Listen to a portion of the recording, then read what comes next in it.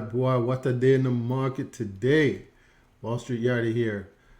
I gotta tell you, SPY hit an all-time high today, but I gotta come to you today. I needed to come today because, while we're hitting this all-time high, there's some things we need to pay attention to and be cautious, because this move to me is just very, very suspicious.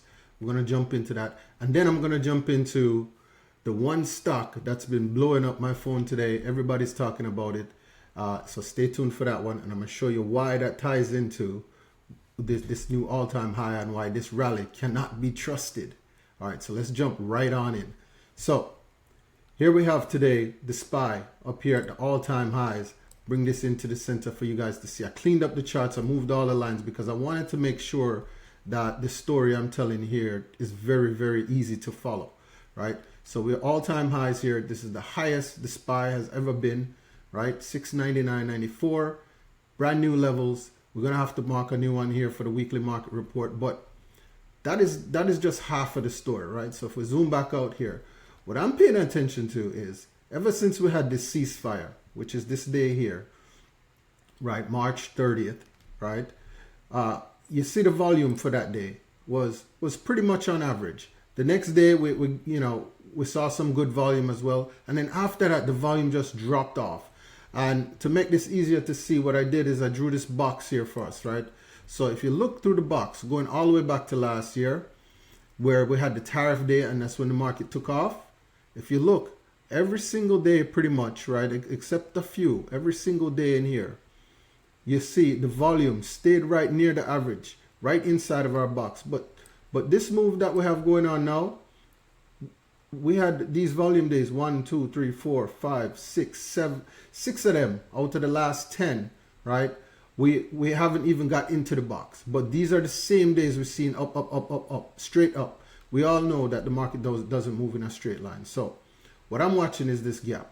This gap, I spoke about it in the weekly market report, is something we need to pay attention to. This is the level I do believe the market's going to pull back to.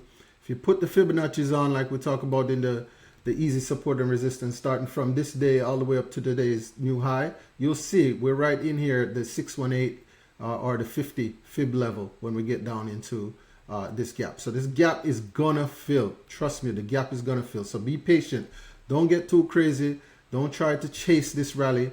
This thing is not to be trusted. And the reason you cannot trust it, just look at the volume here, right? The volume is not showing you that the big money and the market participants, the big money guys, the trust funds, the hedge funds, all of the mutual fund guys, none of them are participating in this. This is, my speculation, but probably a lot of retail traders just jumping in because they saw the big dip and they bought the dip, right? So the dip is pushing, and this is all driven by a lot of the mega caps, and we have earnings coming up. So maybe they're, front running this, getting in front of it.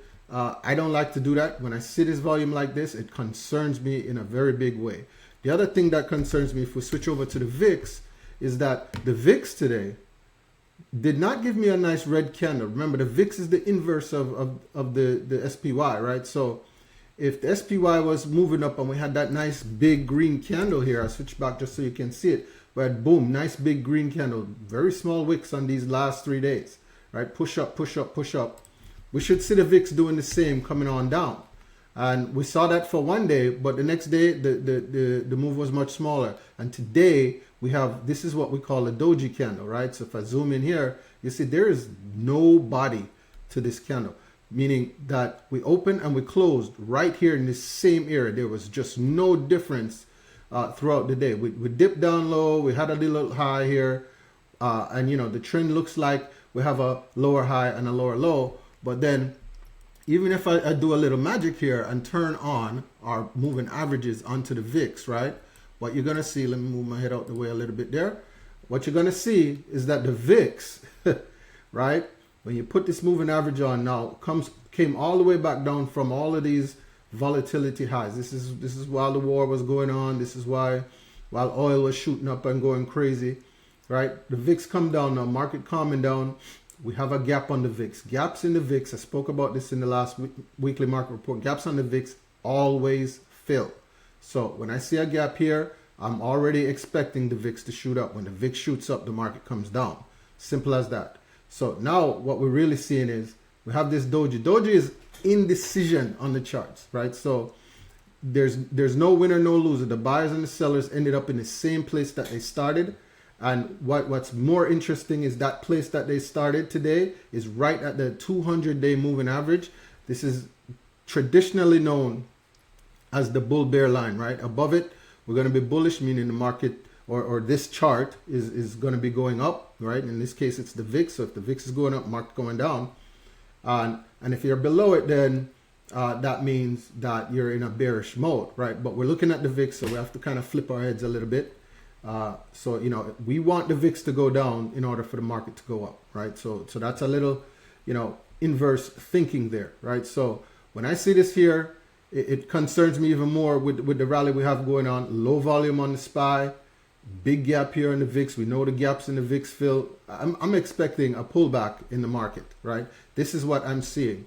The chart is just showing it right here to me in my face. So the other thing I wanted to point out that makes me even more concerned is I saw this story and then my phone started blowing up about this stock here, Allbirds. These guys were a shoe company that, you know, were very green in the sense that they were all about the environment and sustainable shoes and all of this stuff. Today, they announced that they are now getting into AI, right? So this is the biggest story that was popping today. The stock actually was up 600% today, right? If you look at the chart here up at the top, you'll see here 582%, right? These guys, this company stock pre-market just took off.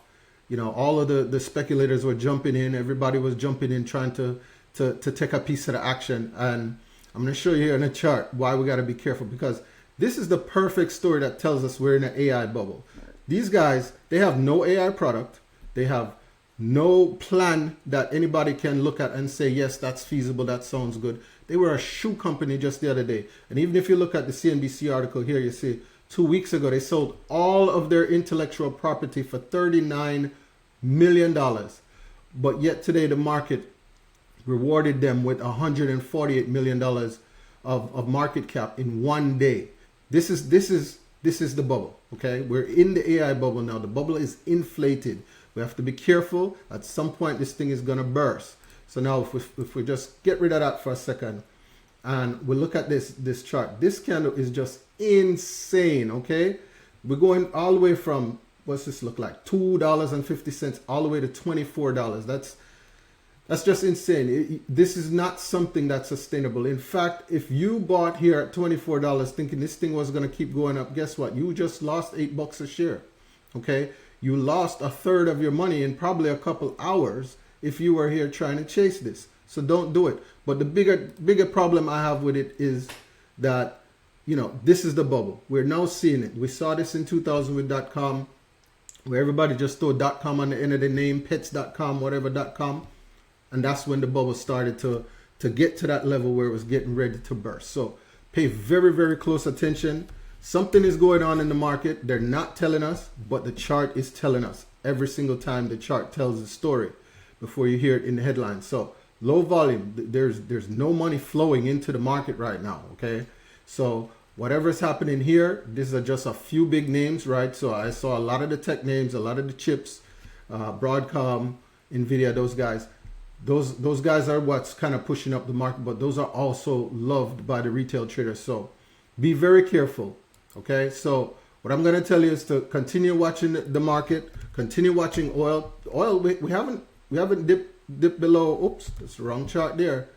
Oil, we haven't dipped below 90 yet, okay? Remember I tell you, we're watching for 80s. We're watching for 82. We haven't really dipped below now. We got below it here, but we didn't stay, came right all the way back to 115. So until this happens where we get oil down, this is going to be a major problem in the market. Inflation is going to creep in the next few months. Please, please, please stay vigilant. Do not go and all gangbusters just because you saw today the SPY at a all-time high. We're going to wait for this pullback. If the price pulls back here and then starts bouncing again, that's when you back up the truck. So that's what I wanted to bring to you today. Didn't want to stay too long. Thank you for listening. Subscribe and like and pay attention for the weekly market report. I'm sure it's going to be interesting this week. And I'll catch you later on the next one.